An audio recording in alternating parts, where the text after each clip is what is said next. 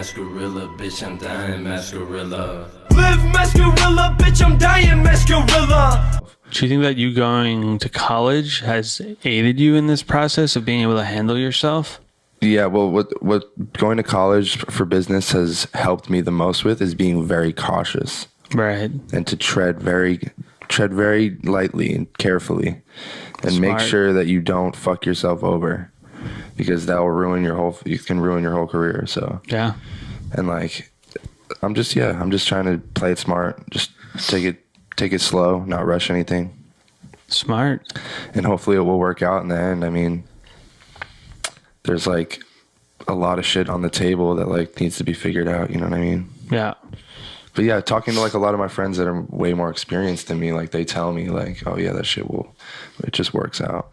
Yeah, I mean, I feel like that's how it happens. Yeah. Like you never hear a story of an artist seeking out a manager. It's always they get to a certain point, someone reaches out and it's a good fit, and it works out. Mm-hmm. So is your dad and mom still in San Diego, or? Both my parents live in New York, because when I moved to LA, they stayed in San Diego for like a year more, and then they went back to New York. And then your brother's how many years younger? He's 6 years younger than me. Oh, wow. So he came back to New York, but he was young when they went to San Diego. He was really young. He was 2 years old or something, right? Or younger. Yeah, so I was like 9, yeah. Yeah, he was like 3. Yeah, it's like 3 or something like that. And yeah, so he started school. It was definitely rough for him, you know, because he's starting school. I guess it was kind of similar with me, though. Yeah. It was like a reverse process, though. He went from San Diego, what he knew, to New York, and you went. Yeah. So your family's back in Long Beach. Mm-hmm. One of the interesting things is, through our friendship, over the holidays, whenever now in present time, or, you know, the past few years, we're in LA, me, you, and Gus, and we'd all go back to Long Beach, you know, for like fucking Thanksgiving or Christmas or whatever.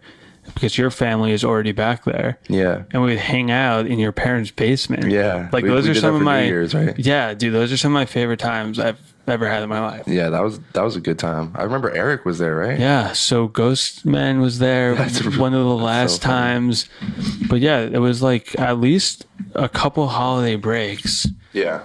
And it's unreal to be able to leave Los Angeles and go back to where we all grew up and sit in the basement. And I think, like, me and you were drinking beers. I don't think Gus was drinking beers. Maybe he was, like, smoking or something. But just to, like, just be normal kids for a second. I mean, I'm a normal kid. You two weren't at the time. He especially wasn't. But just to, like, I think we were like watching anime and like drinking beers and just playing music. And shit. It was fucking like crazy that we all had that opportunity. Yeah, I just stayed in that basement when I was back there. Oh, really? In the summer, yeah. Dude, I love that basement. Was it the summer? Yeah. Yeah, I was chilling in the basement a little bit. I didn't stay there, but because it was empty, my parents are renting it out now. When you're like famous and you have a big major label album release, you should do the release party in that basement. Oh my god! You should like fly in press to kick the out basement. The fucking tenants, get a hotel. Yeah, that'd be a real full circle moment. That would be wild. That would be sick. Yeah, I like that little basement. Yeah, it's not a basement as so much as it's a mini house. My dad was trying to convince me to move in there for a while, like before while I was still going to school. I remember I was back in New York for, I forget what time it was, but I was just visiting back in New York and I had no fucking money, didn't want to get a job. And he was like, well, if you don't want to get a job and you don't have money, then like just come move into the basement apartment and like you won't have to pay rent. That's, you know, it's a pretty sick offer. And he was like, then you could get a job here locally. I could try to hook you up with something. And I was like, no, fuck you would have that. ended up in the union 1,000%, which is great for most people, but not for you who's pursuing a creative path. Yeah. I mean, are your parents, they must be supportive now, right? Yeah. My dad was at 3 cities on tour. In Europe? In Europe. He came to Europe to watch you? My uncle lives in Paris. Oh, shit. Is that the same uncle I met, like, last Christmas break or whatever? He was with your dad and we were watching Black Mirror? Yeah, Eddie. He lives in Paris? Yeah, he lives in Paris. What does he do in Paris? I don't know. Just chilling. So if I ever want to go to Paris, I can hit up Eddie. Uncle Eddie and be like, listen, In the French Ed, Alps. oh my God. Okay, let me just go schedule a trip right now. Because he has like a girlfriend out there, so He's doing life right. Yeah. Uncle Eddie from New York has a French girlfriend in the French Alps. Oh my God. But so your uncle and your dad were at 3 of your stops on tour? Yeah. He went out when we were like halfway through the tour. He flew out to Paris to stay with my uncle, and then they met us in Cologne, Germany. Voice crack. But they met us in Cologne, Germany, and they came to Amsterdam as well. I think that was right after. And then we went to Belgium, Antwerp, for like this little like festival thing. Yeah. And then they didn't go to that. And then we ended in Paris, and they came to Paris too. So what was that like to have your dad? It was sick. Watching you perform. It was a crazy. It was a crazy experience. Like, I mean, he loved it. I think he loved it. It seemed like he did. But him and my uncle were just having a good time. Like, yeah. They were like, "This is wild." You know what I mean? Like. And just them watching fans come up to you after the show and take selfies, and I'm sure you were signing autographs. Yeah, it was crazy it was kind of like nerve-wracking at first, because we did a show in Cologne, the first place where they saw us, and we went to this venue, and it was like a last-minute venue change because it got like double booked at another venue or something. So it was like this shitty-ass fucking bar venue, and it was like, previously there was like 300 tickets sold for the other one or something, or like more than that, and then like at the fucking this one it was like a 200 capacity, like small ass place. Yeah. So like, wow. It was sold out right away because like all these other fans weren't able to come and shit. And we walk in, the sound system's from like 1965, and like it was so trash. Like the sound was so bad, and like we were just sound checking, and we were like, fuck, like getting so frustrated with these people. They had no idea what they were doing. And then like my dad and my uncle come in, and I'm like, oh fuck. Like me and Nolan were looking at each other. We were like, let's just fucking leave, bro. Like this venue is so bad. This is gonna be a bad show. And then my dad comes in. I was like, damn, like my dad and my uncle came all the way here. Like, yeah, we gotta just do it. And we were like, yeah. And like, bro, that was a crazy story, bro. That show, oh my God. So what happened? We were going out onto the stage. So we sound check and we make it sound basically as best as we can. And it was like, all right. But so we're up in the green room, and then like it comes time that we go on. So like we walk down, we like turn our mics on. I'm about to walk on stage. I'm like, check, nothing. Check, nothing. And it was like, go time already. Like, I'm standing in the crowd. I'm like, fuck this. The mic isn't on. No, the mic isn't on. His mic's not working either. And so then the song drops, and I'm like, fuck. I like walk onto stage, and I like check, mic's off. Oh my God. And the song just starts playing. Or no, the song didn't play yet. We just walked onto stage first, and I'm like trying to speak into the mic, and it's just off. I'm just standing there, like all these fans like screaming and shit, and like we're like, I'm like, can you turn the fucking mic on, please? Like, we're like yelling at the sound dude. Yeah. A minute goes by, 2 minutes go by, 3 minutes go by. Awkward. So we start playing like intros music, like DJ set type shit. Yeah. Which is not how it's supposed to go. Right. Ruined the whole like surprise appeal of it. And so then we start playing, and like the mics are still not on. And we're like, fuck it, play the first song. We'll do it with no mics. And we performed the first song with no mics. Just the crowd singing it with you? Yeah. What's it feel like to have the crowd sing back your lyrics all the way across the fucking globe? Fucking crazy. They don't even speak English. It's so crazy. Some of them, at least. Yeah, It was crazy. Like, yeah, so we performed that first song with no mic. And then, like, it stops after the first song, and I was like, all right, enough is enough. Like, what the fuck is going on? Like, this is insane. Like, could not be worse. But it was still, like, the fans were loving it. Like, they didn't give a fuck. Right. And then all of a sudden, like, I'm speaking into the mic and you barely hear it. And I'm like, all right, here we go. Like, turn it up. Like, all right, guys, you got it. Yeah, and, like, they still couldn't get it. Like, it was still quiet. Like, you could barely even hear it. Then finally, they got it to the point where you could, like, hear it decent. Oh, my God. And I was like, bro, this is so trash. Like, so that was your first stop of the tour? No. That was like towards the end of the tour. Okay. And which is shitty because we had our expectations, like, built up for right. the shows and shit already that happened. So we were, like, expecting the best, obviously. And then it just didn't work out well. We had a word with that sound guy after the show. Yeah, though. I bet. Yeah. You were like, Uncle Eddie is here, sound guy. Don't you fucking know who Uncle Eddie is? Bro, that's what I'm saying, bro. Has your mom seen you perform? No, she hasn't. But my dad hadn't before this tour. Right. But yeah, she hasn't seen me perform. She was like pretty excited about the whole tour though. At what point did you start getting the tattoos? Because you're covered. I started getting tattoos when I was like 18, I think. I got my first tattoo on my 18th birthday. There's one on my back. And then I just like started getting a sleeve. Yeah, so who are all these people on your arm? This is Bob Dylan.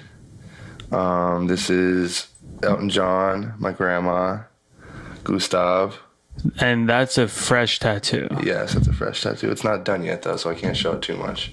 I posted on Instagram and I was like, gotta wait till it's finalized. Yeah, and I would like to take a little bit of credit. I helped pick out the photo. Yes, you did. So who's on the other arm? We got Jesus, my man Jesus. Dude, it's such a good picture. Jesus. I mean, like, it's so well done. And then we got Mother Mary, and then a skull, and a cherub angel, an angel of death, a bunch of shit. I'm not even religious though, to be honest with you. So what inspired the Jesus and Mother Mary? I just think like religion is like a really cool art, you know what I mean? Like I think it's like the craziest shit ever. Like think about it, like a book is written about like a story that no one really necessarily knows if it happens, but like millions and millions of people worship this shit and like live by it. It's like sometimes people write books and then they make a movie out of it. Yeah, it's a very powerful form. And like that person who wrote the book is like, wow, I killed it. They made a movie out of it. Yeah, exactly. But whoever wrote the Bible, I forget who it was. I don't know. They're like, wow. Yeah, they're 100 million people. They're like revolve their lives around this. Take it down a notch, guys. And there's been a few movies, I think. Yeah, exactly. But yeah, I just like, I don't know. I think I started getting tattoos just to like get them. But then I started really getting into them. I love tattoos, the whole culture about it. But when did you get the neck tats? Like 7, 8 months ago. That was like when the money started coming in. You're like, you know what? I'm just going to get these neck tats because I'm going to be a musician for real. Yeah, I mean, yeah, basically. I knew my like parents weren't gonna like it and shit, so I was like, I can't just be a bum like getting these, and they're just gonna be like, what the fuck are you doing?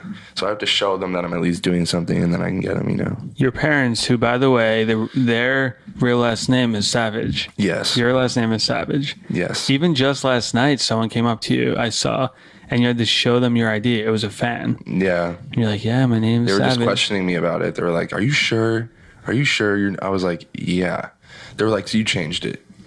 No, dude, I didn't fucking change it. You probably wouldn't be surprised. No, I'm not shocked. All the fans that say, oh, how do you go about changing your name? How did you change your name? I'm like, dude, I didn't fucking change my name. Like, give me a break, dude. Like, were you mad when 21 Savage came out, or did you feel like Savage? Did you feel like a brotherhood with him? Yeah. Like, shout out 21 Savage, bro. Like, dude, we gotta get a 21 Savage, Brennan Savage collab where you both just whisper into the mic. ASMR. 13. Went up first. That sounds hard. It's amazing. And yeah, when I heard 21 Savage, I was like, all right, like, yeah, this guy's it. You were like, thankfully it's him and not someone who's That's what whack. I'm saying. Like, thank God he's a fire. Dude, it could have been someone so much worse. It really It could could. have been such a bad look for you. Yeah, I know. So, Bro, sometimes it is a bad look. People think that I'm like name myself a savage or whatever. it's, yeah. I always thought that, bro. When I was trying to like think of like when I first started making music, I was like, what should my fucking name be? And I was like thinking of like these like stage names, and I was like, this shit sounds every single name sounds corny to me. Like, what were some of those names? I really don't remember. I like never really was like, oh, this would work. Like every single one I would think of, I'd be like, nah. I never called myself anything else, and then I was just like, fuck it, I'll just use my name. So 2018 is almost over. Yep. We got like a month and a half or something like that. Mm-hmm. What's 2019 looking like for you? Big things come in 2019. I bet. Yeah. Did you have any specific goals? Specific goals. I want to learn how to be more happy, like most of the time. That's a big one. And I want to like buy my mom and dad like a car or some shit, like a house. I mean, they both have their houses and shit. Like, right. They're doing all right, but you can send them on a vacation.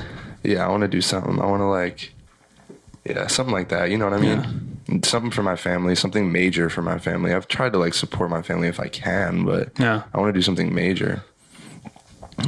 Buy my brother like a sick ass car or some shit. Dude, that would be sick. Because what, your brother's like 18 or 17 at this point? Yeah, I think he's about to turn 17. Damn, yeah. I hope I got that right. His birthday is in January, so he's about to turn 17. I'm pretty sure. Crazy. It is crazy. He's still a little ass kid in my mind.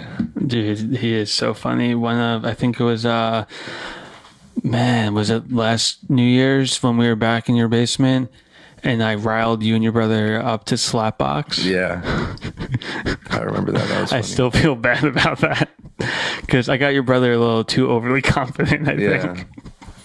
I have a film photo of that. Yeah, you smacked the punch. Oh my God. Well, dude, thank you for coming by. I appreciate it. It's been a long time in the making. Thank you for having me, bro. This was a good time. Yeah, I'm sure we're gonna have a part 2 and a part 3 soon because we can talk for the next 10 hours. Yeah, we should. We should continue make a trilogy.